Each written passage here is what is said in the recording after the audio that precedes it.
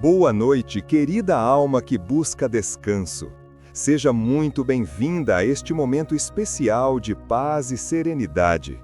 Você escolheu o momento perfeito para relaxar, para deixar de lado todas as preocupações do dia e se permitir mergulhar numa história verdadeiramente transformadora. Respire fundo agora. Sinta o ar entrando suavemente pelos seus pulmões.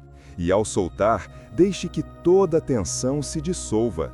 Você está seguro, está confortável e está prestes a conhecer uma das mais belas histórias de amor e transformação que já existiram. Esta noite, vou contar para você a história de um homem que mudou o mundo com sua simplicidade, que encontrou riqueza na pobreza, alegria no sacrifício e Deus em todas as criaturas. A história de Giovanni di Pietro di Bernardone, mais conhecido como São Francisco de Assis. Se você está gostando deste momento de paz, deixe seu like aqui embaixo, inscreva-se no canal para receber mais histórias como esta e ative o sininho para ser notificado sempre que uma nova história for publicada. Mas faça isso calmamente, sem pressa, mantendo essa sensação de tranquilidade que já está começando a envolver você. Francisco nasceu numa época em que o mundo passava por grandes transformações. A Idade Média estava em seu auge, as cidades italianas prosperavam com o comércio e a Igreja Católica exercia imenso poder sobre a vida das pessoas. Mas em meio a toda essa grandeza material, surgiu um jovem que escolheria o caminho oposto, mostrando que a verdadeira riqueza está onde menos esperamos encontrá-la. Imagine-se agora sendo transportado para a Itália do século XII. O ar está perfumado com o aroma das oliveiras, o sol mediterrâneo banha as colinas da Úmbria com sua luz dourada. E nas ruas estreitas de Assis, o som dos mercadores oferecendo suas mercadorias se mistura com o badalar dos sinos das igrejas. É neste cenário, ao mesmo tempo simples e majestoso, que nossa história começa. Prepare-se para conhecer um jovem rico que se tornou o mais pobre dos homens, um guerreiro que escolheu a paz, um filho rebelde que se tornou o mais obediente dos servos. A história de Francisco é uma jornada que nos ensina que as maiores transformações começam no coração e que o amor verdadeiro tem o poder de mudar não apenas uma vida, mas o mundo inteiro. Capítulo 1. Contexto histórico e nascimento. No ano de 1181, ou talvez 1182, os registros daquela época às vezes se perdiam como folhas ao vento. Nasceu em Assis um menino que mudaria para sempre a face do cristianismo. A cidade de Assis, aninhada nas encostas do Monte Subásio, era então um próspero centro comercial da região da Úmbria, no coração da Itália. Pietro di Bernardone, o pai do menino, era um rico comerciante de tecidos finos. Naqueles tempos, o comércio de tecidos era uma das atividades mais lucrativas que existiam. As sedas vinham do Oriente, os brocados da França, os veludos de Flandres.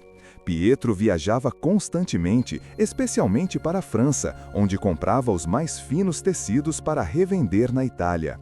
Era um homem prático, ambicioso, que havia construído sua fortuna com trabalho duro e astúcia comercial. A mãe, Dona Pica, era uma mulher doce e piedosa, provavelmente de origem francesa, da região da Provença. Dizem que ela tinha algo de nobre em sua linhagem, uma certa delicadeza que a distinguia das outras mulheres de comerciantes. Era ela quem trazia equilíbrio ao lar dos Bernardone, temperando a dureza mercantil do marido com sua gentileza e devoção. Quando o menino nasceu, Pietro estava em uma de suas longas viagens de negócios à França.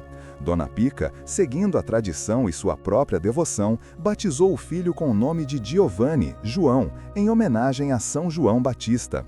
Mas quando Pietro retornou, cheio de entusiasmo pelos bons negócios que havia feito e encantado com a cultura francesa que tanto admirava, decidiu que o filho seria chamado de Francesco, Francisco, o pequeno francês. Assis, naquele final do século XII, era uma cidade efervescente. As antigas muralhas romanas ainda cercavam parte da cidade, testemunhas silenciosas de um passado glorioso. Novas construções surgiam por toda parte, financiadas pela prosperidade do comércio. A Piazza del Comune, o coração da cidade, fervilhava de atividade. Ali se misturavam nobres e plebeus, mercadores e artesãs, clérigos e soldados. Era uma época de profundas contradições. Por um lado, o renascimento do comércio trazia prosperidade e um início de vida urbana mais sofisticada. Por outro, a violência era endêmica. Cidades vizinhas guerreavam constantemente entre si. Assis e Perúgia, separadas por apenas 20 quilômetros, viviam em conflito perpétuo. Dentro das próprias cidades, as famílias nobres, os majores, disputavam o poder com a crescente classe de comerciantes ricos, os menores. A igreja, neste período, era não apenas uma instituição religiosa, mas uma potência temporal. O Papa governava vastos territórios, exércitos marchavam sob o estandarte da cruz e as cruzadas para recuperar a Terra Santa mobilizavam toda a cristandade. Era uma religião de poder e pompa, onde bispos viviam como príncipes e onde a simplicidade do evangelho parecia cada vez mais distante. Francisco cresceu neste mundo de contrastes. A casa dos Bernardoni ficava no coração da cidade, próxima à Piazza del Comune. Era uma residência sólida e confortável, reflexo da prosperidade da família. Dos fundos da casa, podia-se ver as muralhas da cidade e, além delas, o vasto Vale do Espóleto, se estendendo até onde a vista alcançava, com seus campos de trigo dourado no verão, suas vinhas verdejantes, seus bosques de carvalhos e oliveiras. Pietro tinha grandes planos para seu filho. Francisco seria seu sucessor nos negócios, expandiria ainda mais a fortuna da família. Talvez até conseguisse um título de nobreza, através de um casamento vantajoso ou de serviços prestados a algum senhor poderoso. O menino foi educado para isso. Aprendeu a ler e escrever, algo não tão comum naquela época. Estudou latim com os padres da Igreja de São Jorge, aprendeu os rudimentos da matemática necessária para o comércio, e seu pai pessoalmente o instruía nos segredos do negócio de tecidos. Mas Pietro também queria que seu filho brilhasse socialmente.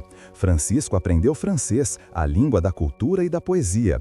Conheceu as canções dos trovadores, aqueles poetas errantes que vinham do sul da França, cantando sobre o amor cortês e as aventuras dos cavaleiros.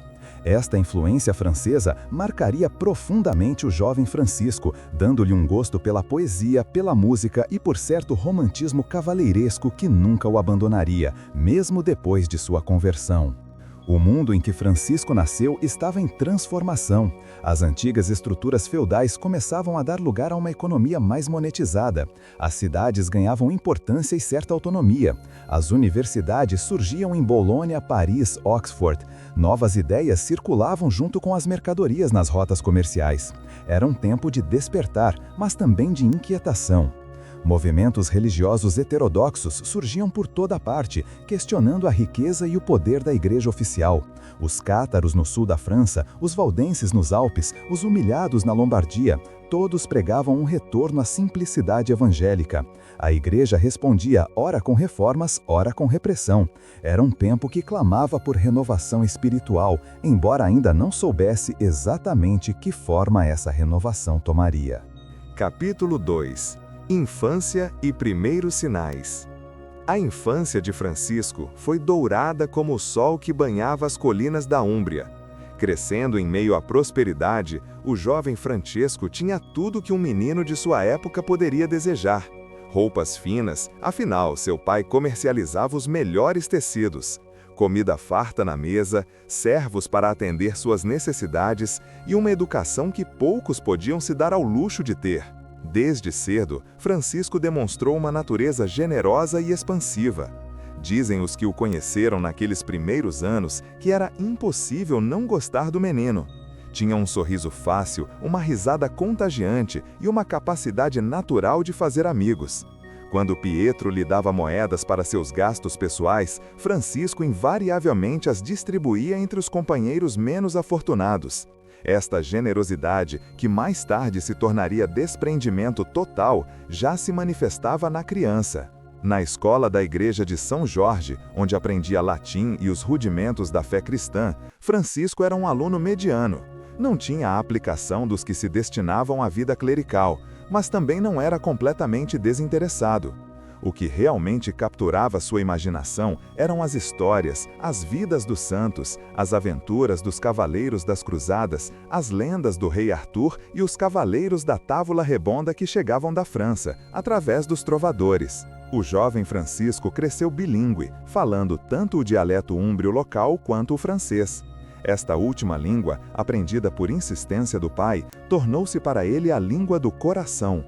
Era em francês que cantava as canções dos trovadores, em francês que recitava poemas de amor cortês, em francês que, mais tarde, expressaria seus momentos de maior alegria espiritual. Na loja do pai, Francisco aprendia o ofício de comerciante. Pietro o ensinava a reconhecer a qualidade dos tecidos, a arte de negociar, os truques para identificar uma seda verdadeira de uma falsificação. O menino aprendia rápido, tinha um talento natural para lidar com pessoas, um charme que conquistava os clientes. Mas Pietro notava com certa preocupação que o filho era demasiado generoso nos preços, sempre disposto a fazer um desconto a mais, especialmente para os mais pobres. À medida que entrava na adolescência, Francisco tornou-se o líder natural de um grupo de jovens da cidade. Eram filhos de comerciantes ricos e da pequena nobreza local, jovens com dinheiro para gastar e tempo para desperdiçar. Francisco era o mais generoso de todos, sempre pronto a pagar a conta na taverna, a organizar a próxima festa, a liderar a próxima aventura. As noites de Assis eram preenchidas com suas canções. Francisco e seus companheiros percorriam as ruas estreitas da cidade, cantando serenatas sob as janelas das jovens donzelas, bebendo vinho nas tavernas, fazendo algazarra até altas horas. Os cidadãos mais sérios balançavam a cabeça em desaprovação, mas mesmo eles não conseguiam ficar verdadeiramente zangados com o jovem Bernardone. Havia algo em Francisco, uma alegria de viver, uma cortesia natural que desarmava até os mais severos críticos. Mas havia momentos, mesmo naqueles anos de aparente despreocupação, em que algo mais profundo se manifestava em Francisco. Às vezes, no meio de uma festa, ele súbito ficava quieto, o olhar perdido no vazio, como se escutasse uma música que só ele podia ouvir. Seus amigos zombavam, dizendo que estava pensando em alguma donzela, mas Francisco apenas sorria e mudava de assunto. Uma vez, durante uma dessas festas, seus companheiros o elegeram rei do banquete, uma brincadeira comum onde o escolhido deveria liderar os folguedos da noite. Deram-lhe um cetro improvisado e Francisco, entrando no espírito da brincadeira, começou a discursar sobre seu futuro reino. Mas suas palavras tomaram um rumo inesperado. Falou de um reino onde os últimos seriam os primeiros, onde a verdadeira nobreza viria do serviço, onde a pobreza seria riqueza.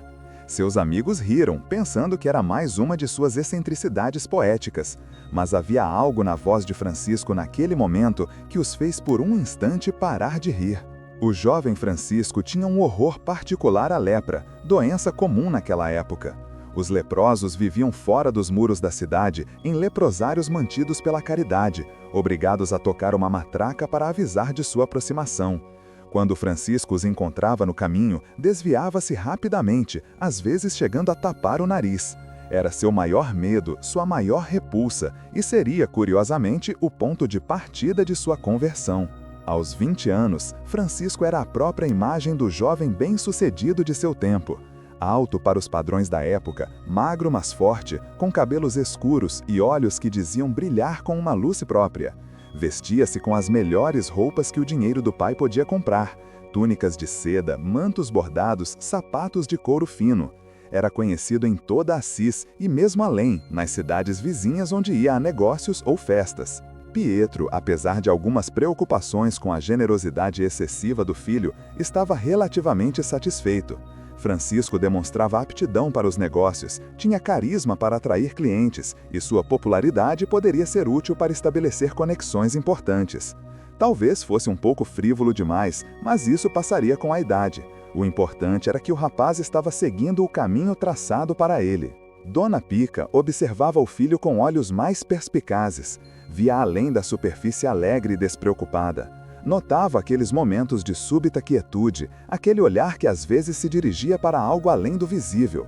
Em seu coração de mãe, pressentia que Deus tinha planos especiais para Francisco, embora não pudesse imaginar quão extraordinários esses planos seriam.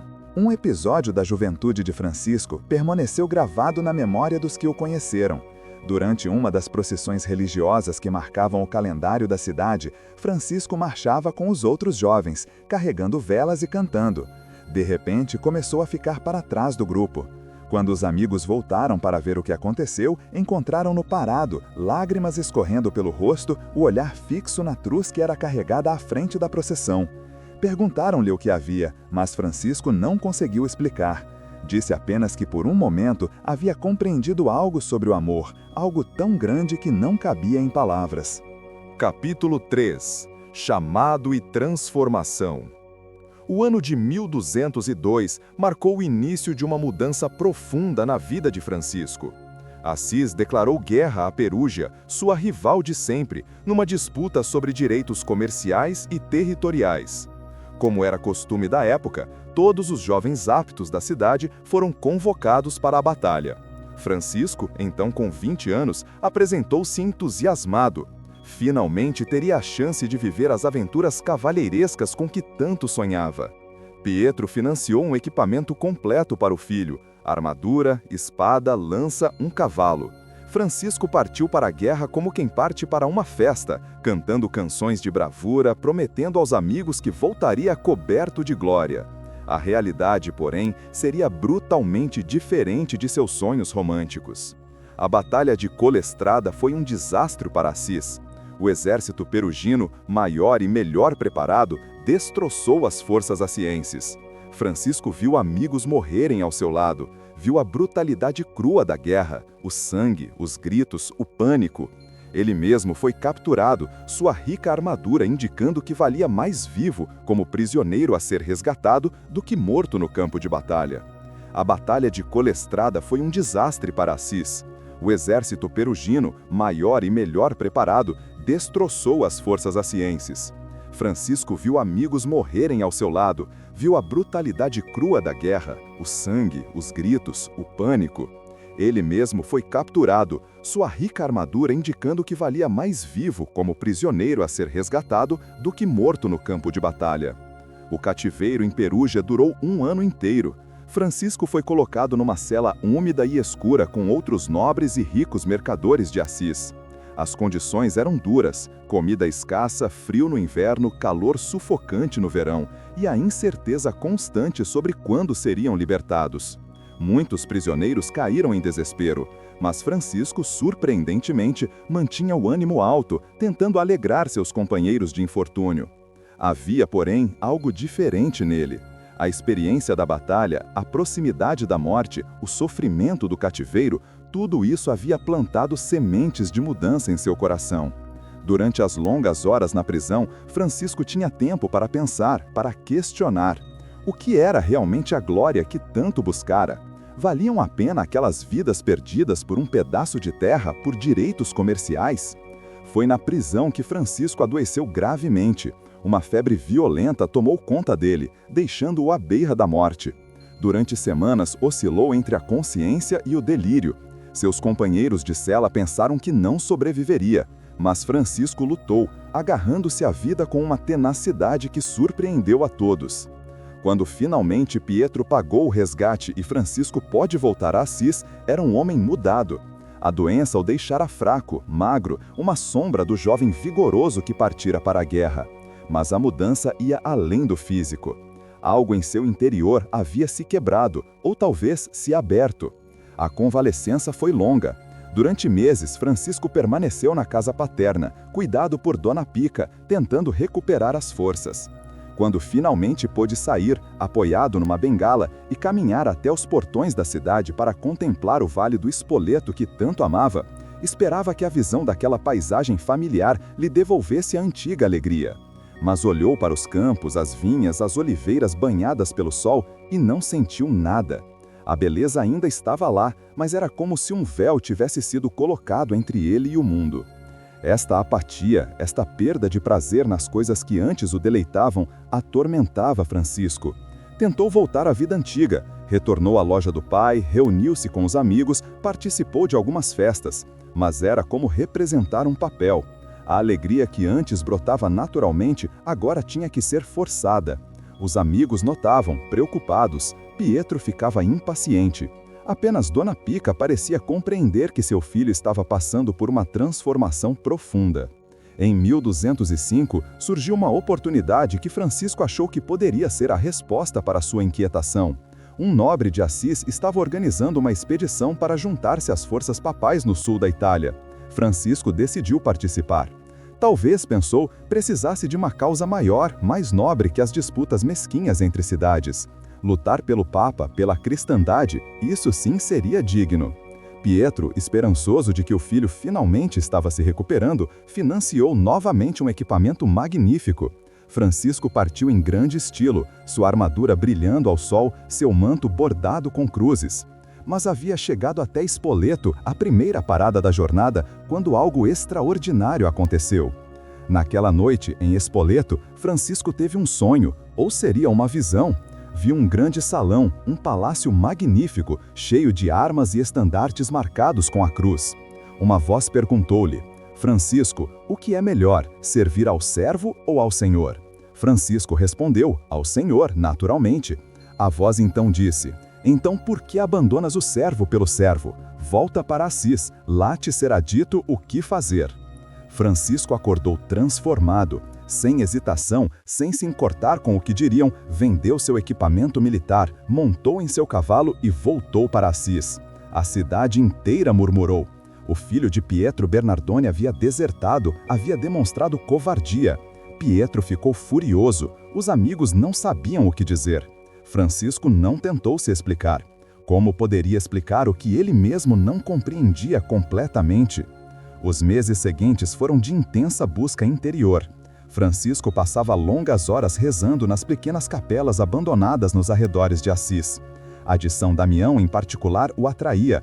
Era uma igrejinha em ruínas, com as paredes rachadas, o teto parcialmente desabado, mas com um crucifixo bizantino que, misteriosamente, havia sobrevivido intacto.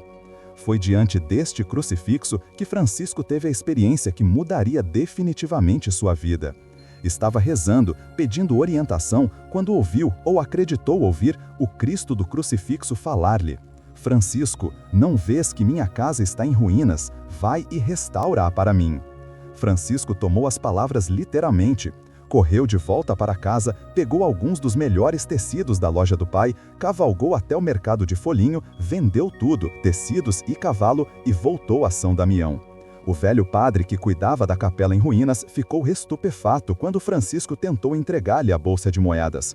Conhecendo Pietro Bernardone e seu temperamento, o padre recusou o dinheiro, temendo as consequências. A reação de Pietro foi explosiva. Seu filho não apenas havia abandonado uma expedição militar, como agora estava roubando da loja para dar dinheiro a padres mendigos. Era demais.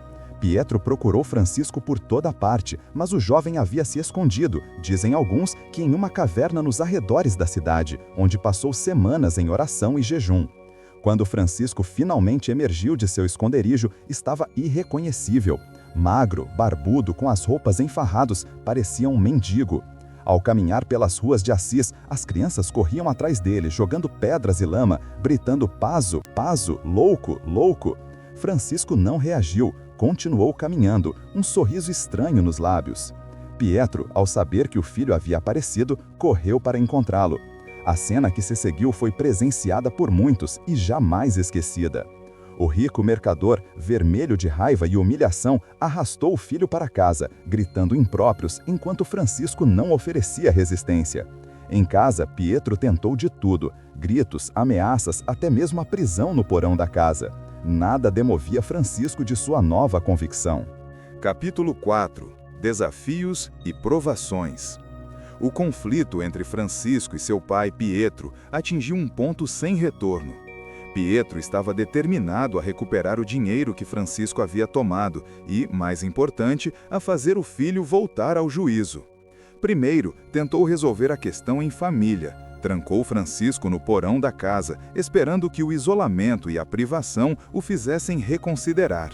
Mas quando Dona Pica, aproveitando uma viagem de negócios do marido, libertou o filho, Francisco fugiu novamente para São Damião. Pietro então apelou às autoridades civis de Assis. Como cidadão proeminente e membro da rica guilda dos mercadores, tinha influência suficiente para exigir justiça. Mas Francisco, argumentando que agora servia a Deus e estava sob a jurisdição eclesiástica, recusou-se a comparecer perante o tribunal civil. Frustrado, mas determinado, Pietro levou o caso ao bispo de Assis, Dom Guido. O julgamento perante o bispo foi marcado para a praça em frente ao Palácio Episcopal. Era início da primavera de 1206 e toda Assis compareceu para presenciar o confronto entre o rico mercador e seu filho rebelde. Pietro apresentou sua queixa. Francisco havia roubado propriedade da família, havia abandonado seus deveres filiais e estava trazendo desonra ao nome dos Bernardoni.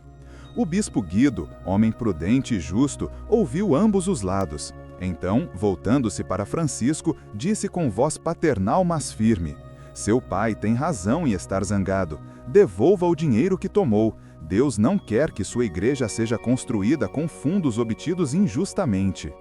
O que aconteceu em seguida chocou todos os presentes e entraria para a história como um dos momentos mais dramáticos da vida de Francisco. O jovem não apenas concordou em devolver o dinheiro, ele foi além. Ali mesmo, na frente de todos, começou a despir-se. Tirou o manto, a túnica, até as roupas de baixo e colocou tudo, junto com a bolsa de moedas, aos pés de Pietro. Completamente nu diante da multidão atônita, Francisco declarou com voz clara e forte: "Ouçam todos e entendam.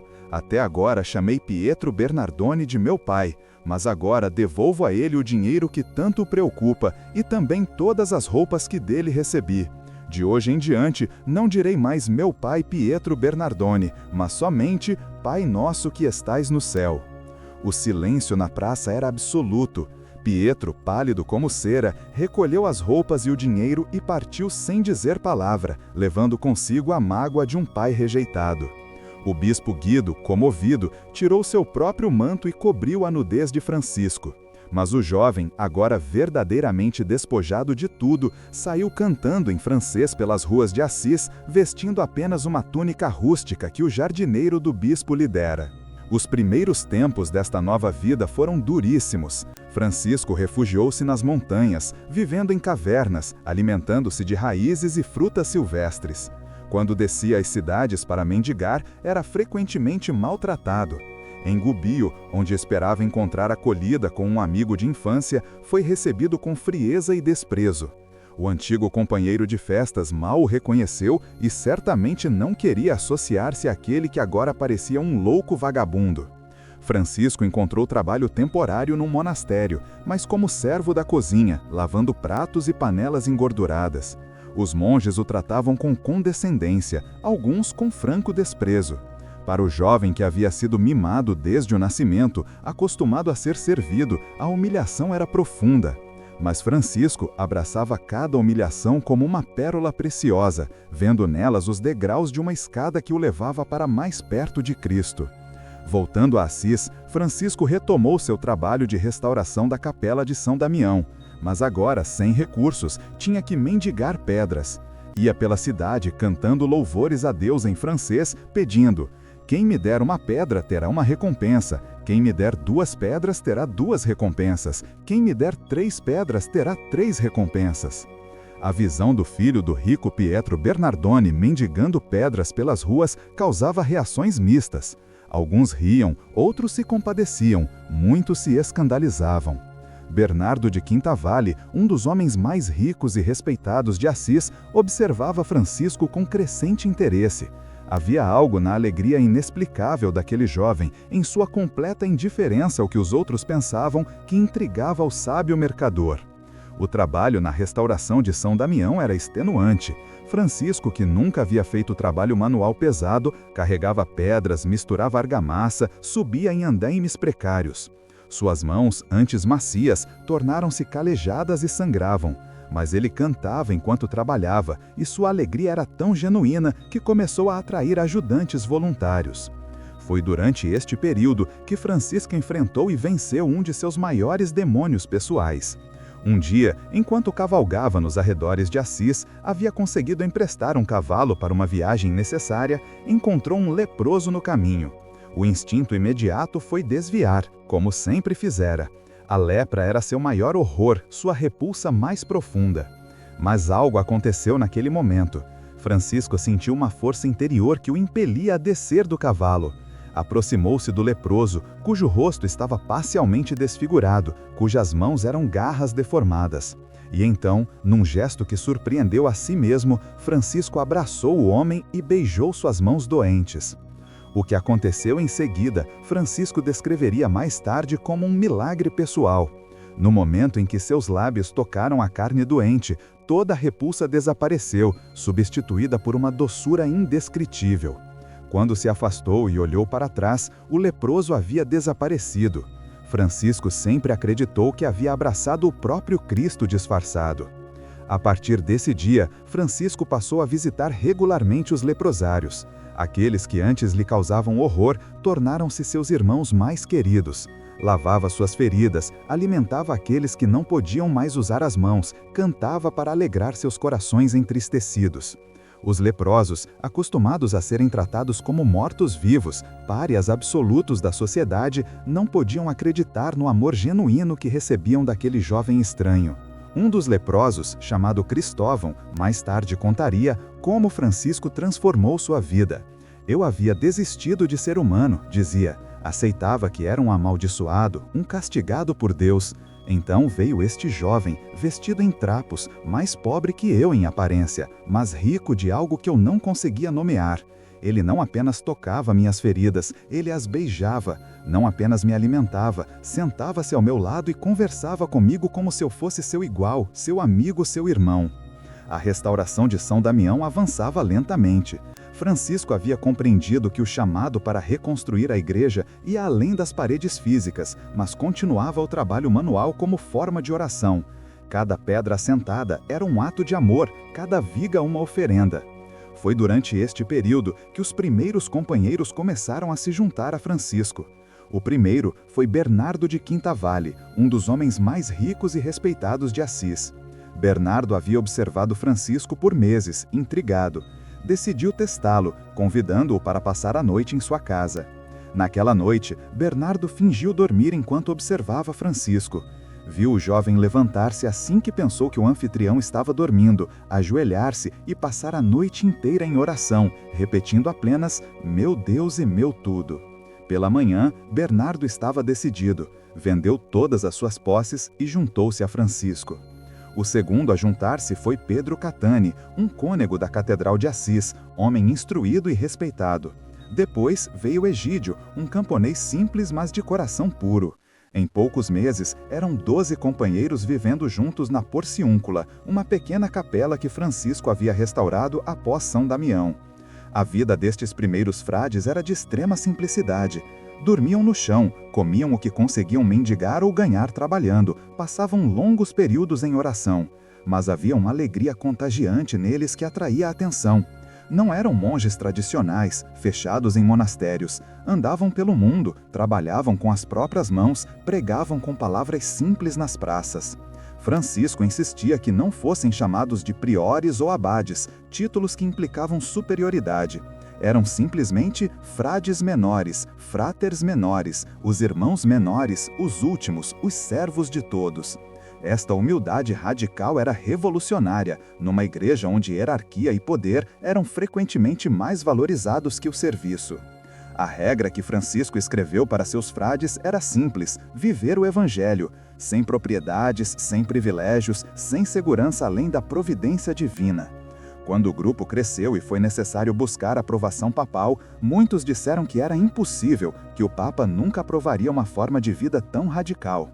Mas Francisco e seus companheiros caminharam até Roma em 1209.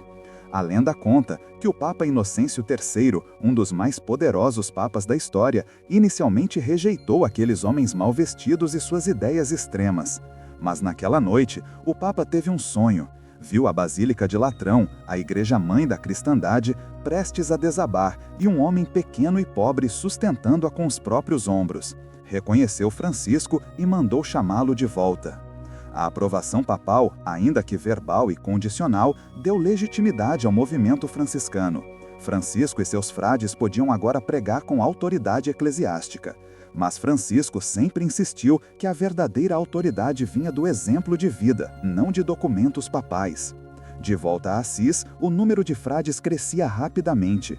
Homens de todas as classes sociais sentiam-se atraídos por esta. A vida de Francisco começou a ser marcada por eventos extraordinários que muitos consideravam milagrosos.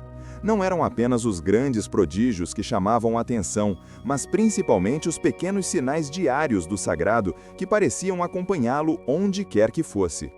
Um dos primeiros milagres amplamente testemunhados ocorreu durante a restauração da igreja de São Damião.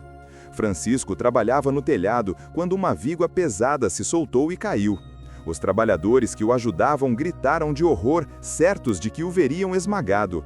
Mas quando a poeira baixou, encontraram Francisco ileso. A viga pesada havia se partido ao meio, caindo uma metade de cada lado dele, como se uma mão invisível tivesse desviado o perigo. O padre de São Damião, inicialmente cético sobre as intenções de Francisco, tornou-se testemunha de algo ainda mais extraordinário. Durante uma noite particularmente fria de inverno, quando não havia óleo para as lâmpadas da igreja, Francisco encheu-as com água. O velho padre protestou que aquilo era inútil, mas Francisco acendeu os pavios mesmo assim. Para espanto de todos, as lâmpadas queimaram a noite inteira, a água servindo como se fosse o mais puro azeite. À medida que Francisco abraçava mais profundamente sua vida de pobreza e oração, os animais começaram a demonstrar uma afinidade especial com ele. Era comum vê-lo cercado de pássaros, que pousavam em seus ombros e mãos sem medo. Quando pregava nos campos, diziam as testemunhas, até os coelhos selvagens e os esquivos cervos se aproximavam para escutar. Certa vez, caminhando perto de Bevagna, Francisco encontrou uma multidão de pássaros de diferentes espécies reunidas num campo. Eram centenas, andorinhas, pombas, corvos, pardais. Francisco disse aos companheiros que o acompanhavam: "Esperem aqui enquanto vou pregar aos meus irmãos pássaros." Aproximou-se das aves e, para surpresa dos que observavam, nenhuma voou. Francisco começou a falar-lhes sobre como deveriam louvar a Deus, que lhes dera asas para voar, penas para se vestir, alimentos sem precisar semear ou colher. Os pássaros, contam as testemunhas, esticavam os pescoços, abriam as asas, como se realmente estivessem ouvindo. Só voaram quando Francisco os abençoou e lhes deu permissão para partir. Em Assis, começaram a procurar Francisco para curas. Ele sempre resistia, dizendo que não era médico nem santo, apenas um pecador penitente. Mas quando confrontado com o sofrimento real, sua compaixão o movia à ação. Uma mulher trouxe seu filho, paralítico desde o nascimento. Francisco rezou sobre o menino, tocou suas pernas inertes com óleo bento e, diante de dezenas de testemunhas, a criança levantou-se e caminhou. Um mercador de Spoleto, atormentado por terríveis dores de cabeça que nenhum médico conseguia curar, buscou Francisco. O santo, pois já começavam a chamá-lo assim, embora ele rejeitasse o título, simplesmente colocou as mãos sobre a cabeça do homem e rezou em silêncio. As dores que o atormentavam há anos desapareceram instantaneamente e nunca mais voltaram. Mas não eram apenas curas físicas que ocorriam. Francisco tinha um dom especial para curar almas feridas. Pessoas consumidas pelo ódio, pela inveja, pela amargura, encontravam nele uma paz que não conseguiam explicar. Um nobre de Assis, que havia jurado vingança contra o assassino de seu irmão, encontrou Francisco por acaso numa estrada. Depois de uma breve conversa, o nobre não apenas perdoou o assassino, como se tornou seu protetor. Os milagres de multiplicação também começaram a ser relatados. Durante um inverno particularmente rigoroso, quando Francisco e seus primeiros companheiros não tinham nada para comer há dias, um estranho apareceu à porta de seu abrigo com um cesto contendo exatamente o número de pães correspondente ao número de irmãos, nem um a mais, nem um a menos. O homem partiu antes que pudessem agradecer e nunca mais foi visto. Em outra ocasião, Francisco foi convidado a comer na casa de um homem pobre que, querendo honrar o santo, gastou suas últimas moedas em um pequeno frango. Francisco, percebendo o sacrifício, insistiu que o homem convidasse todos os seus vizinhos para compartilhar a refeição. O homem protestou que mal havia comida para 2, quanto mais para 20. Mas Francisco insistiu. Quando começaram a servir, o pequeno frango parecia não ter fim. Todos comeram até se saciar e ainda sobrou. A natureza parecia obedecer a Francisco de maneiras extraordinárias. Durante uma pregação ao ar livre, uma nuvem de moscas perturbava constantemente os ouvintes. Francisco pediu gentilmente às moscas que se retirassem para não atrapalhar a palavra de Deus. Imediatamente, todas as moscas deixaram o local e não voltaram até o fim da pregação. Certa vez, pescadores do lago Trasimeno capturaram uma carpa enorme e a ofereceram a Francisco. Ele agradeceu, mas em vez de comê-la, foi até a margem do lago, colocou o peixe na água e começou a conversar com ele sobre as maravilhas de Deus. O peixe permaneceu ali, parado na água rasa, como se estivesse ouvindo. Só partiu quando Francisco o abençoou.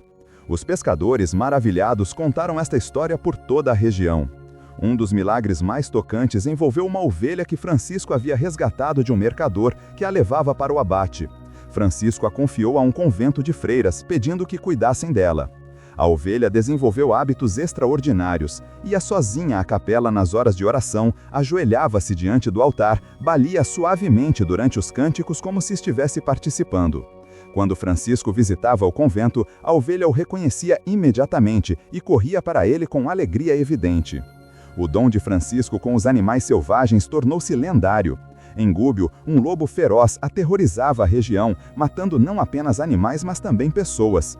Os habitantes não ousavam sair das muralhas da cidade. Francisco, ao saber disso, decidiu ir ao encontro do lobo, apesar dos protestos desesperados dos moradores. Encontrou o animal numa clareia fora da cidade. O lobo avançou, rosnando, pronto para atacar. Francisco fez o sinal da cruz e disse: "Irmão lobo, vem aqui. Em nome de Cristo, ordeno que não faça mal a mim nem a ninguém." O lobo parou, baixou a cabeça e aproximou-se mansamente, deitando-se aos pés de Francisco como um cão doméstico. Francisco então fez um sermão ao lobo, explicando que compreendia sua fome, mas que matar pessoas era secado. Propôs um pacto. Se o lobo prometesse não atacar mais ninguém, os habitantes de Gúbio se comprometeriam a alimentá-lo todos os dias. O lobo, contam as testemunhas, levantou a pata direita e a colocou na mão de Francisco, selando o acordo. A partir daquele dia, o lobo viveu pacificamente em Gúbio, alimentado pelos moradores até morrer de velhice anos depois. Francisco também demonstrava conhecimento sobrenatural de eventos distantes ou futuros. Certa vez, interrompeu uma conversa para pedir que todos rezassem por um irmão em perigo. Dias depois, souberam que naquele exato momento, o irmão mencionado estava sendo atacado por bandidos numa estrada distante, mas havia escapado milagrosamente. Em outra ocasião, Francisco avisou um mercador para não fazer uma viagem planejada. O homem cético ignorou o conselho. A caravana com a qual viajaria foi atacada por saqueadores, e todos os que não foram mortos foram vendidos como escravos. O mercador, atrasado por um problema de última hora com sua montaria, chegou ao local depois do ataque e escapou do destino dos outros. Os elementos também pareciam responder a Francisco. Durante uma travessia de barco pelo lago Trasimeno, uma tempestade súbita ameaçava virar a embarcação. Os barqueiros, experientes navegadores, entraram em pânico. Francisco permaneceu calmo, levantou-se na proa do barco e ordenou à tempestade que se acalmasse. O vento cessou imediatamente, as águas se aquietaram e puderam completar a travessia em segurança. Mas Francisco sempre minimizava esses eventos extraordinários. Quando as pessoas o procuravam esperando milagres, ele as redirecionava para a oração e a penitência. "Não sou eu quem faz essas coisas", dizia constantemente. "É Cristo que age através deste pobre pecador. Busquem a ele, não a mim." Um aspecto particular dos milagres de Francisco era sua discrição. Ao contrário de alguns taumaturgos de sua época, que faziam demonstrações públicas de poder, Francisco frequentemente pedia segredo àqueles que havia ajudado. Muitos de seus milagres só foram conhecidos anos depois, revelados por aqueles que não conseguiam mais guardar silêncio sobre as maravilhas que haviam presenciado.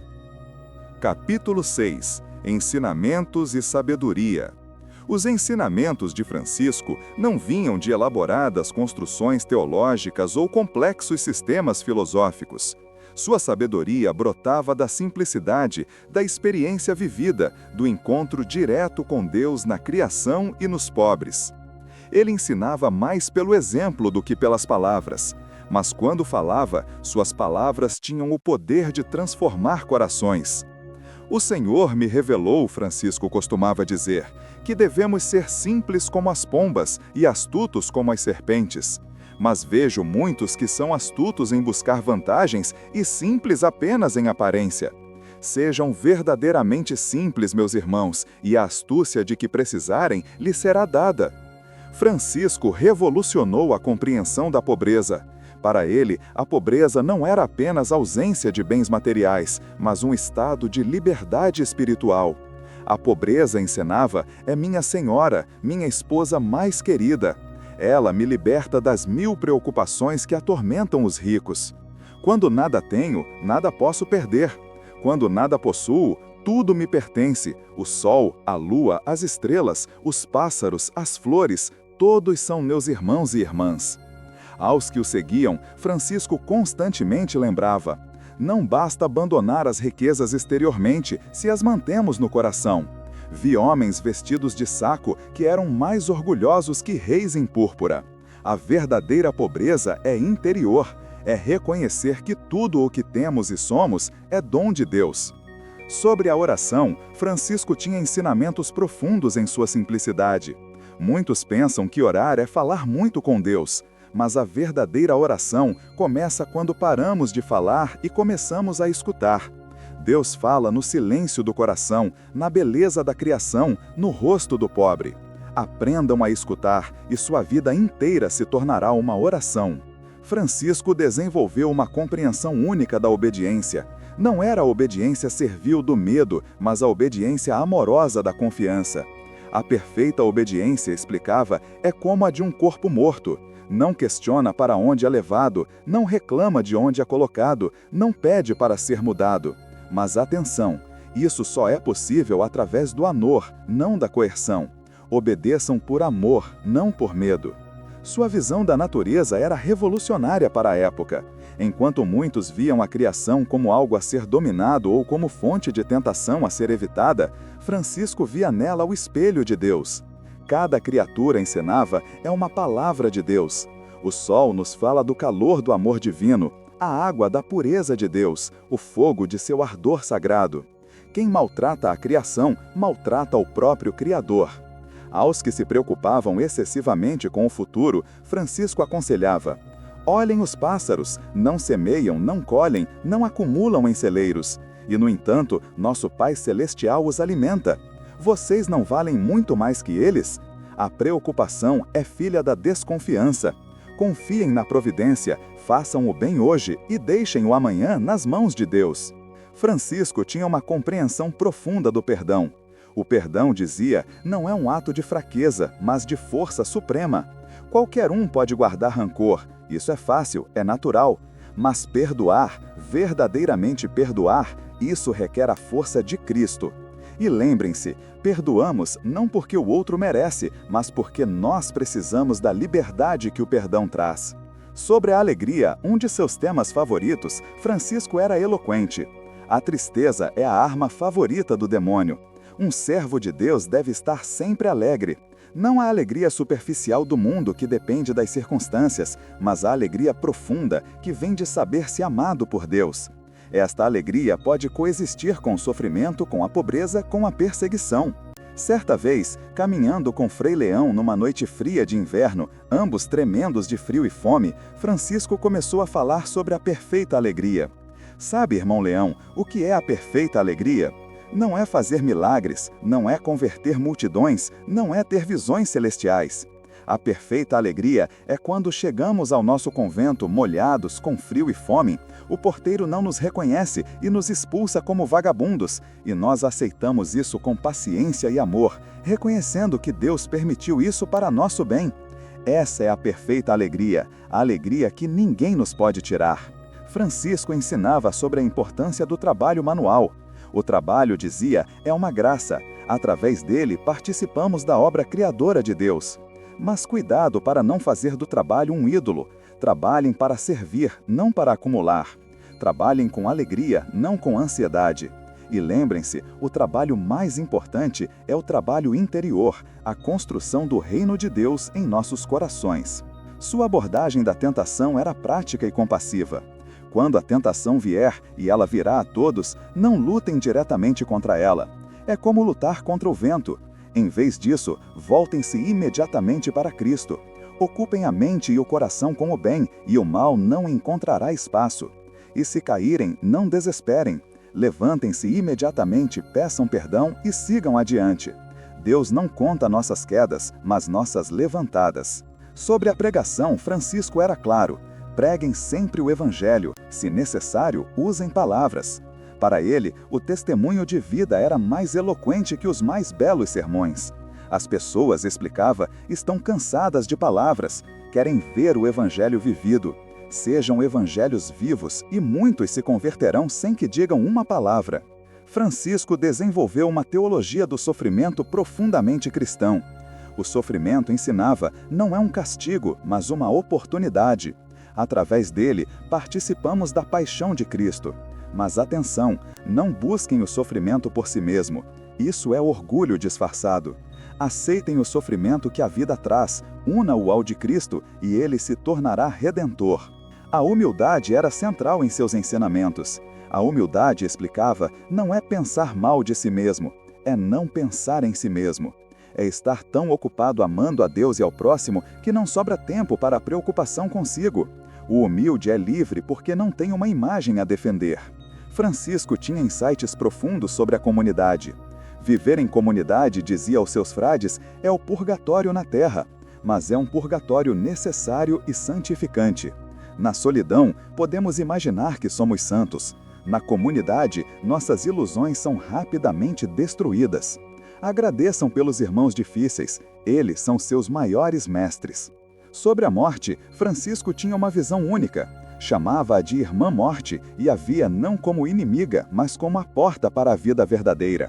Não temam a morte, aconselhava, temam apenas morrer em pecado. Para quem vive em Deus, a morte é apenas uma mudança de morada, da casa temporária para a eterna. Os últimos anos da vida de Francisco foram marcados por sofrimento físico intenso e êxtase espiritual profundo. Seu corpo, castigado por anos de privações, jejuns rigorosos e trabalho extenuante, começou a falhar. Mas, paradoxalmente, foi neste período de declínio físico que sua luz espiritual brilhou com maior intensidade. Em 1224, já gravemente doente, Francisco retirou-se para o Monte Alverne, uma montanha selvagem e isolada que lhe fora oferecida como lugar de retiro. Era setembro, próximo à festa da exaltação da Santa Cruz. Francisco levou consigo apenas alguns companheiros mais próximos, incluindo Frei Leão, seu confessor e amigo mais íntimo.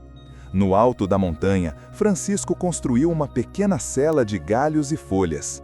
Passava os dias em oração intensa, muitas vezes em êxtase, seu corpo frágil mal tocando o chão. Frei Leão, que o observava de longe, via-o frequentemente elevado do solo, cercado por uma luz misteriosa. Foi na manhã de 14 de setembro, festa da exaltação da Santa Cruz, que ocorreu o evento mais extraordinário da vida de Francisco. Enquanto rezava, teve uma visão de um serafim com 6 asas flamejantes, carregando a imagem de um homem crucificado. A visão era simultaneamente terrível e maravilhosa, enchendo Francisco de alegria indizível e dor profunda. Quando a visão desapareceu, Francisco descobriu em seu próprio corpo as marcas da crucificação, os estigmas. Em suas mãos e pés, feridas abertas como as dos cravos. Em seu lado, uma chaga como a da lança. Eram feridas reais, que sangravam, causavam dor intensa, mas também eram sinais visíveis de sua união com Cristo crucificado. Foi na manhã de 14 de setembro, festa da exaltação da Santa Cruz, que ocorreu o evento mais extraordinário da vida de Francisco. Enquanto rezava, teve uma visão de um serafim com 6 asas flamejantes, carregando a imagem de um homem crucificado.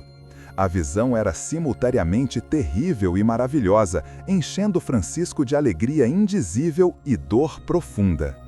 Quando a visão desapareceu, Francisco descobriu em seu próprio corpo as marcas da crucificação, os estigmas.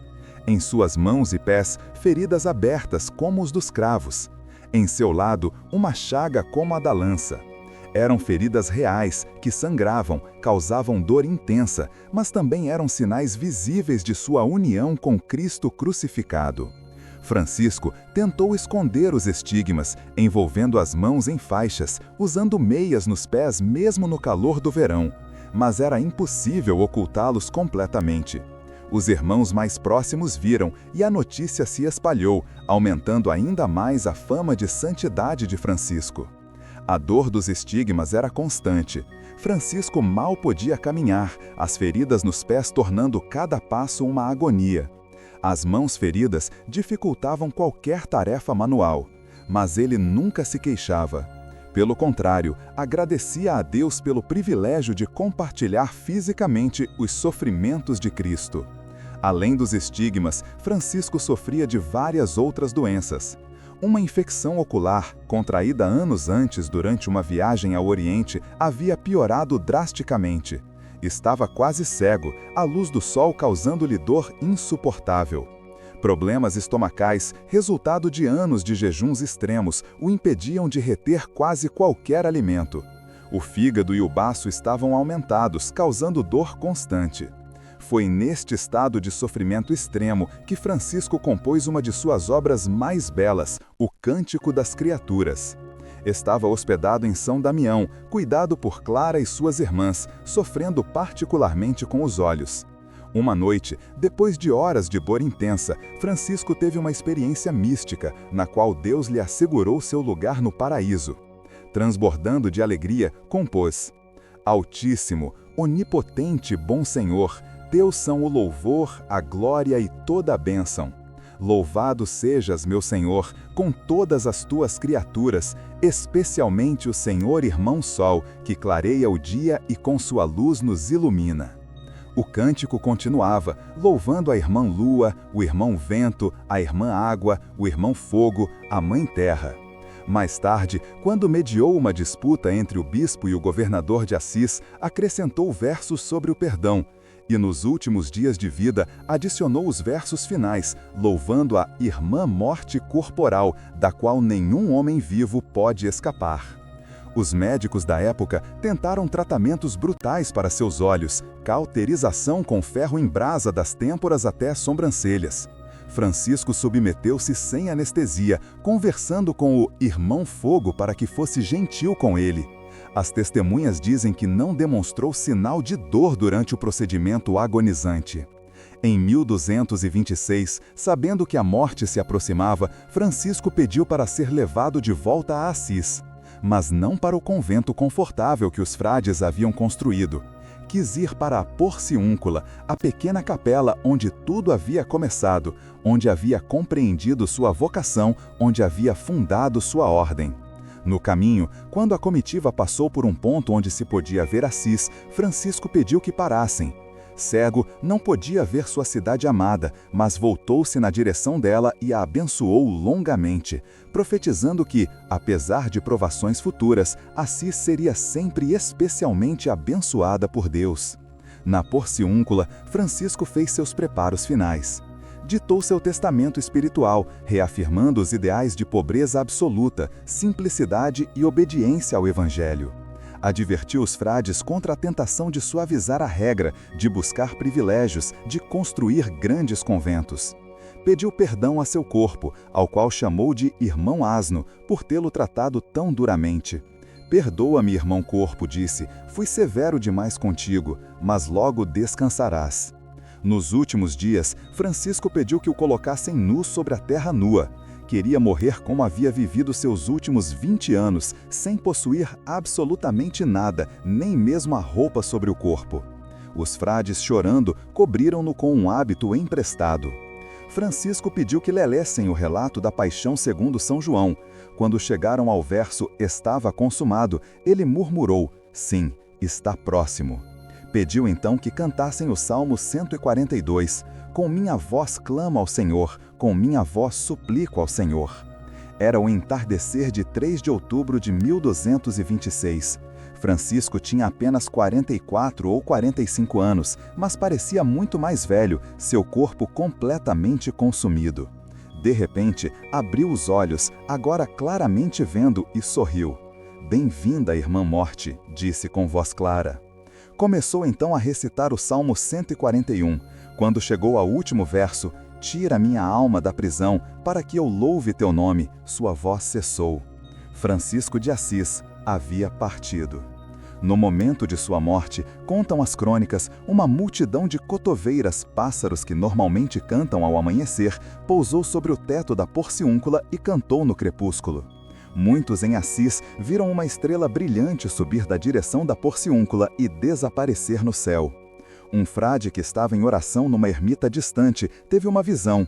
Viu a alma de Francisco, radiante como o sol, ser levada sobre uma nuvem branca diretamente para o céu. Jacoba de Setesole, nobre romana que Francisco chamava de Frei Jacoba por sua devoção, chegou com mortalha e incenso, dizendo que Francisco lhe havia aparecido em sonho pedindo que viesse. O corpo de Francisco foi preparado para o sepultamento. Foi então que todos puderam ver claramente os estigmas. As feridas, que em vida sangravam constantemente, agora pareciam não feridas, mas cravos de carne escura atravessando mãos e pés. O lado aberto parecia realmente uma lançada, mas as bordas eram rosas como pétalas de rosa. O funeral foi um evento extraordinário. O corpo foi levado em procissão de Porciúncula para Assis, passando por São Damião, para que Clara e suas irmãs pudessem despedir-se. Clara, que não via Francisco há 2 anos devido às doenças dele e à clausura, chorou sobre o corpo, mas eram lágrimas de alegria tanto quanto de tristeza. Vai, meu pai, disse ela, mas não nos esqueças diante de Deus. Capítulo 8. Relevância atual e devoção. Quase 8 séculos se passaram desde que Francisco caminhou pelas colinas da Úmbria, mas sua mensagem e exemplo permanecem extraordinariamente relevantes para nosso tempo. Na verdade, muitos argumentam que Francisco é ainda mais necessário hoje do que era em sua própria época. O Papa Francisco, ao escolher este nome em 2013, o primeiro Papa na história a fazê-lo, sinalizou a importância perene do Santo de Assis. Francisco de Assis, explicou o Papa, é o homem da pobreza, o homem da paz, o homem que ama e protege a criação. Como gostaria de uma igreja pobre para os pobres? A mensagem ecológica de Francisco ressoa particularmente forte em nossa era de crise ambiental. Ele foi oficialmente declarado padroeiro da ecologia em 1979, mas sua visão da criação como família, sua insistência em chamar todas as criaturas de irmãos e irmãs, oferece mais do que patronato simbólico, oferece um paradigma completamente diferente para a nossa relação com a natureza. Movimentos ambientais em todo o mundo, cristãos e não cristãos, encontram inspiração em Francisco. Sua abordagem não era de domínio sobre a natureza, nem de adoração panteísta, mas de fraternidade respeitosa. Para Francisco, danificar a criação era pecado, porque era danificar a obra de Deus, desrespeitar nossos irmãos e irmãs criaturas. A Marcha pelo Clima de Assis, realizada anualmente, reúne milhares de pessoas de todas as fés e de nenhuma fé, unidos pela visão franciscana de cuidado com nossa casa comum. Comunidades franciscanas em todo o mundo lideram projetos de sustentabilidade, agricultura orgânica, energia renovável, mostrando que a espiritualidade franciscana não é fuga do mundo, mas engajamento transformador. A opção de Francisco pelos pobres continua desafiando nossa sociedade consumista. Movimentos de simplicidade voluntária, de decrescimento, de economia solidária frequentemente citam Francisco como inspiração. Não se trata apenas de caridade para com os pobres, mas de questionar as próprias estruturas que criam e perpetuam a pobreza. Comunidades franciscanas em favelas, em periferias urbanas, entre populações indígenas, continuam o trabalho de Francisco. Os franciscanos da Renovação no Bronx, os frades menores no Brasil trabalhando com sem-teto, as irmãs franciscanas cuidando de refugiados na fronteira do México, todos continuam a tornar presente o carisma de Francisco. A mensagem de paz de Francisco é urgentemente necessária em nosso mundo fragmentado. Francisco viveu numa época de cruzadas, de guerra constante entre cidades, de violência endêmica, mas ele escolheu a paz radical. Sua viagem ao Egito em 1219, durante a Quinta Cruzada, para encontrar-se pacificamente com o sultão Al-Kamil, permanece um modelo de diálogo interreligioso. O Papa Francisco, hoje, iniciativas de paz inspiradas em Francisco florescem globalmente. Em Assis, o Espírito de Assis, iniciado pelo Papa João Paulo II em 1986, continua reunindo líderes religiosos mundiais para orar pela paz. Nos Balcãs, no Oriente Médio, em zonas de conflito na África, franciscanos trabalham como mediadores de paz, construindo pontes entre comunidades divididas. A espiritualidade franciscana oferece um antídoto ao materialismo vazio de nossa época. Jovens, particularmente, são atraídos para retiros franciscanos, para experiências de vida simples, para o que Francisco oferece, não uma religião de regras, mas um encontro transformador com o sagrado em todas as coisas. Comunidades neomonastics nos Estados Unidos e Europa, inspiradas em Francisco, experimentam formas de vida comunitária, oração contemplativa e justiça social. Não são fugas do mundo moderno, mas tentativas de viver alternativas proféticas dentro dele. Milagres continuam sendo atribuídos à intercessão de São Francisco em todo o mundo. Em 2023, um menino brasileiro com leucemia terminal foi curado após sua família fazer uma novena a São Francisco. Os médicos do Hospital de Câncer de Barretos não conseguiram explicar o desaparecimento completo da doença. A família tinha colocado uma relíquia de São Francisco, um pequeno pedaço de seu hábito, sobre a criança durante as orações. Na Itália, uma mulher em coma há 3 meses após um acidente de carro despertou no dia 4 de outubro, festa de São Francisco, depois que sua família organizou uma vigília de oração na capela de São Damião. Ela relatou ter visto Francisco em sonho, dizendo-lhe que ainda não era sua hora, que tinha trabalho a fazer na terra.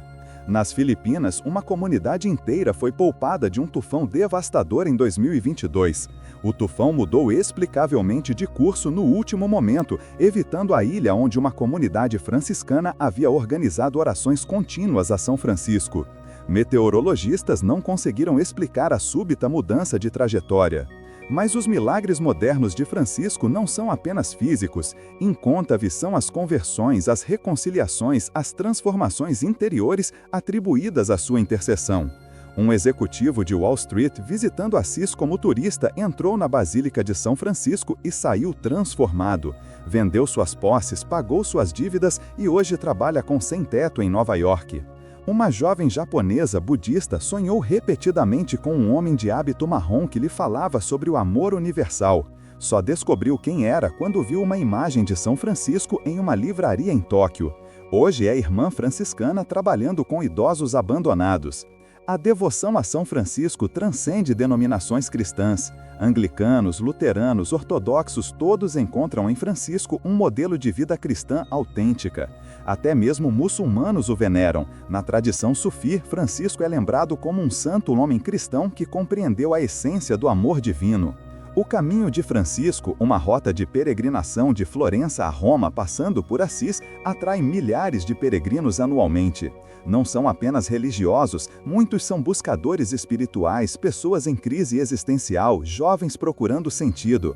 Caminhar onde Francisco caminhou, rezar onde rezou, torna-se uma experiência transformadora. Em São Paulo, a Igreja de São Francisco, no Largo de São Francisco, é um oásis de paz no caos urbano. Diariamente, executivos estressados, estudantes ansiosos, trabalhadores exaustos param para alguns minutos de silêncio, acendem uma vela, pedem a intercessão do santo que encontrou riqueza na pobreza, paz na turbulência. A ordem franciscana secular, formada por leigos que vivem o carisma franciscano em suas vidas cotidianas, conta com milhões de membros mundialmente. São pais de família, profissionais, aposentados, jovens que se comprometem a viver o Evangelho à maneira de Francisco em suas realidades específicas. Na América Latina, São Francisco é particularmente amado. Sua identificação com os pobres, sua alegria apesar do sofrimento, sua proximidade com a natureza ressoam profundamente com a alma latino-americana. Festas de São Francisco em outubro são celebradas com procissões, bênçãos de animais, distribuição de pão aos necessitados. No Brasil, a devoção a São Francisco tem características únicas. Ele é padroeiro de inúmeras cidades, de Canindé, no Ceará, a São Francisco do Sul, em Santa Catarina. A Basílica de São Francisco, em Salvador, parece contradizer a pobreza franciscana, mas representa o amor do povo que quis honrar o santo pobre com o que tinha de mais precioso. A bênção dos animais no dia de São Francisco tornou-se tradição global. De catedrais majestosas a pequenas capelas rurais, pessoas trazem seus animais para serem abençoados. É um lembrete tangível de que toda a criação é sagrada, de que o amor de Deus se estende a todos os seres. Hospitais, escolas, universidades franciscanas continuam a missão de Francisco. Combinam excelência com compaixão, conhecimento com sabedoria, sempre com atenção especial aos mais vulneráveis. A Universidade Franciscana da Califórnia, os hospitais São Francisco espalhados pelo mundo são testemunhos vivos de que a caridade de Francisco continua curando e educando. A mensagem de Francisco sobre a alegria é particularmente relevante em nossa época de ansiedade e depressão epidêmicas. Sua perfeita alegria, alegria que não depende de circunstâncias externas, oferece um caminho para a paz interior que tantos buscam. Retiros sobre a alegria franciscana, workshops sobre simplicidade e felicidade atraem multidões buscando alternativas ao vazio consumista. Francisco continua desafiando o clericalismo e o poder eclesiástico. Sua vida é um lembrete constante de que a verdadeira autoridade na igreja vem do serviço, não do cargo. Sua resistência gentil, mais firme a estruturas de poder, sua insistência na pobreza evangélica continuam incomodando e inspirando reformas na igreja. Na era digital, Francisco encontra novas formas de presença. Apps de oração franciscana, comunidades online de espiritualidade franciscana, podcasts sobre seus ensinamentos alcançam milhões. Jovens que nunca entrariam numa igreja encontram em Francisco um guia espiritual relevante. A cruz em forma de T que Francisco usava, tornou-se símbolo global de paz e simplicidade. Jovens a usam como sinal de compromisso com justiça social e ambiental. Não é apenas um símbolo religioso, mas um statement de valores, uma declaração de que outro mundo é possível. Movimentos de justiça restaurativa encontram em Francisco um patrono. Sua transformação de filho rico em servidor dos pobres, sua reconciliação com o pai que a rejeitou, sua mediação de conflitos em Assis oferecem modelos de como curar divisões, restaurar relacionamentos e construir paz verdadeira. Encerramento. E assim, querida alma que me acompanhou nesta longa jornada através da vida extraordinária de Francisco de Assis, chegamos ao final de nossa história. Mas você sabe, no fundo do seu coração, que histórias como esta nunca realmente terminam. Elas continuam vivas, reverberando em cada coração que as recebe, transformando-se em sementes que germinarão em seu próprio tempo. Você agora conhece Francisco, o jovem rico que abraçou a pobreza, o guerreiro que escolheu a paz, o homem que encontrou Deus em todas as criaturas. Conhece suas lutas, suas dúvidas, suas alegrias, seus sofrimentos.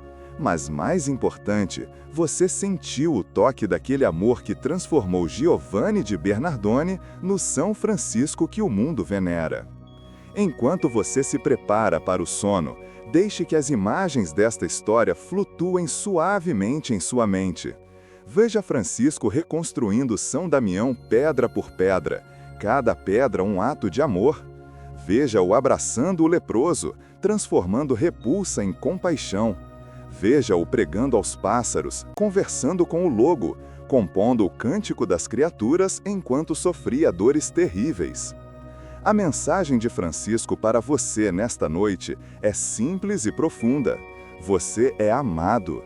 Amado por Deus com um amor que não depende de suas realizações, seus sucessos, suas falhas. Um amor que o abraça exatamente como você é, neste momento, com todas suas imperfeições e lutas. Francisco nos ensina que a verdadeira riqueza não está no que possuímos, mas no que somos. Que a verdadeira força está na gentileza. Que a verdadeira sabedoria está na simplicidade. Que a verdadeira alegria vem não de evitar o sofrimento, mas de transformá-lo em amor. Talvez você esteja passando por dificuldades, talvez esteja lutando com dúvidas, medos, ansiedades. Francisco conheceu tudo isso. Ele também teve noites escuras da alma, momentos de questionamento profundo.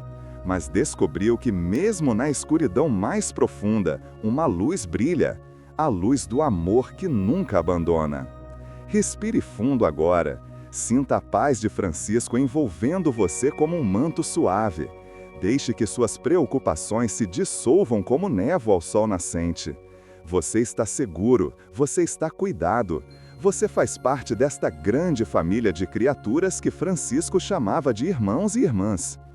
Se quiser, você pode fazer uma pequena oração franciscana antes de dormir. Não precisa ser elaborada. Pode ser simplesmente: Senhor, fazei de mim um instrumento de vossa paz. Ou ainda mais simples: paz e bem. Ou apenas mantenha em seu coração a intenção de viver amanhã com um pouco mais de amor, um pouco mais de compaixão, um pouco mais de alegria. Francisco está com você esta noite, não como uma presença assustadora ou solene, mas como um irmão alegre, um amigo que compreende, um guia gentil. Ele conhece suas lutas, porque teve as próprias. Ele compreende suas dúvidas, porque também questionou. Ele abraça sua humanidade, porque abraçou profundamente a própria. Deixe que o sono venha suavemente, trazendo sonhos de paz. Talvez você sonhe com as colinas da Úmbria banhadas pelo sol dourado. Talvez veja pássaros cantando louvores. Talvez sinta a presença amorosa que Francisco sentia em toda a criação. Lembre-se, você não está sozinho, nunca está sozinho. Faz parte desta imensa teia de vida, esta família universal que Francisco reconheceu e amou. O sol que amanhã nascerá é seu irmão, a lua que agora brilha é sua irmã, as estrelas são suas companheiras na jornada. Francisco descobriu que quando abrimos mão de tudo, recebemos tudo. Quando nos esvaziamos, somos preenchidos. Quando morremos para o ego, nascemos para o amor. Estes paradoxos não precisam ser compreendidos racionalmente agora. Deixe que se acomodem suavemente em seu coração como sementes na terra boa. Que a paz de Francisco esteja com você. Que sua alegria ilumine seus sonhos. Que sua simplicidade traga clareza à sua vida. Que seu amor por todas as criaturas desperte em você um amor semelhante. E quando amanhã você despertar, renovado pelo sono, lembre-se de agradecer ao irmão Sol que traz o novo dia, ao ar que respira, à vida que pulsa em você. Comece o dia com gratidão e verá como tudo se transforma. Se esta história tocou seu coração, compartilha com alguém que precisa de paz. Inscreva-se em nosso canal para mais histórias que acalmem a alma e elevem o espírito. Deixe seu like se esta jornada com Francisco trouxe serenidade ao seu coração. Mas agora descanse. Deixe que o sono restaurador venha. Sonhe com a paz, sonhe com a beleza, sonhe com o amor que move o sol e as outras estrelas, como disse outro italiano, Dante, inspirado por Francisco. Boa noite, querida alma. Que os anjos que acompanhavam Francisco agora acompanhem você. Que o Deus que ele amou tão apaixonadamente vele seu sono. Que a paz que ele encontrou na pobreza enriqueça seus sonhos. Paz e bem, sempre paz e bem. Que assim seja para você, esta noite e sempre. Amém.